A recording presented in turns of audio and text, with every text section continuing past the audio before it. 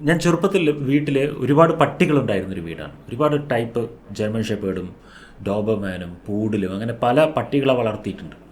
എൻ്റെ ചേട്ടന് അതിന് വലിയ ഇഷ്ടമായിരുന്നു, അതുകൊണ്ടാണ്. അപ്പം ഞാനും അതിൻ്റെ കൂടെ വളരെ സപ്പോർട്ടീവായി നിന്നിട്ടുണ്ട്. ഈ ചെറുപ്പത്തിൽ ഞാൻ കണ്ടിട്ടുള്ള ഒരു കാര്യമാണ്, ഈ പട്ടികൾക്ക് ബിസ്ക്കറ്റുകളൊക്കെ നമ്മൾ കൊടുക്കും. പ്രത്യേക ബിസ്ക്കറ്റുകളൊക്കെ വാങ്ങിയിട്ട് വരും. ഓരോ തവണ ഓരോ ബിസ്ക്കറ്റുകളായിരിക്കും. ഒരു ബിസ്ക്കറ്റ് ആ ഒരു പട്ടിക്ക് ഇഷ്ടമായില്ല എന്ന് വിചാരിച്ചോ, നമ്മളതിനിങ്ങനെ ഇട്ട് കൊടുത്തു. അപ്പോൾ അത് കഴിക്കുന്നില്ല. അപ്പോൾ അതിനെ നമ്മൾ അവിടെ നിന്ന് എടുത്തിട്ട് ഇങ്ങനെ കാണിച്ച് മണപ്പിച്ചൊക്കെ കൊടുക്കുന്നു. അപ്പോഴത് മാറി നിൽക്കുന്നു, കഴിക്കുന്നില്ല. ആ പട്ടി തീരുമാനിച്ചു കഴിഞ്ഞാൽ, ഞാനിത് കഴിക്കില്ല എന്ന് തീരുമാനിച്ചു കഴിഞ്ഞാൽ, നമുക്ക് ഒരു തരത്തിലും പിന്നെ ആ പട്ടിയെ കഴിപ്പിക്കാൻ പറ്റില്ല.